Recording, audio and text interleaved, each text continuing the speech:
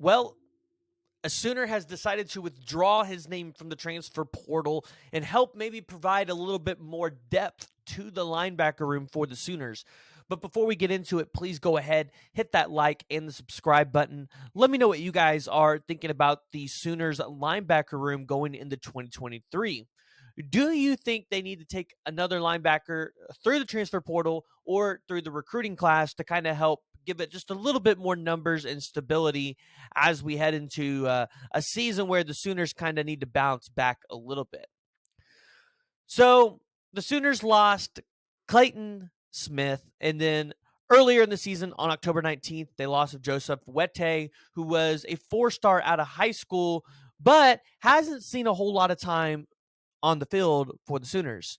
He joined the team in 2019, part of that 2019 class. But through his career, he's only had 2 total tackles, appearing in only 3 games, and he entered the portal on October 19th of this year.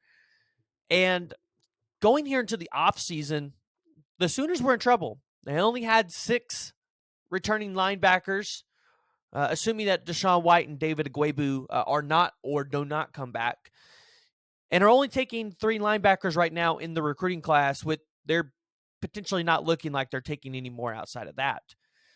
And so Joseph Weté withdrawing his name from the portal is actually pretty big for the Sooners, because now this gives us 7 returning guys to the team, 3 coming through the recruiting class, and now 1 through the transfer portal, who you would expect to start, totaling 11 linebackers for Oklahoma going into the 2023 season. And again, this is big because the linebacker position is probably, I would say, one of the biggest of need for Oklahoma, just because of how important they are in Venable's scheme. Now, the McCullough brother, he's going to be good, and we all know he's going to start. Danny Stutzman, well, after what he did last season, assuming that he's able to put it together through the offseason and just be able to see things a little bit better, I would expect Danny Stutzman to be starting as well, leaving potentially just 1 more spot on that linebacker position.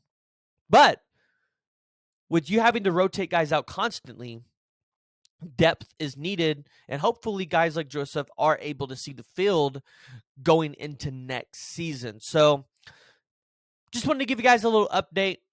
Nothing too big, but again, being able to retain guys that at least have been here and know the system at least a little bit, even though he did bail out in October, it does help. It does help.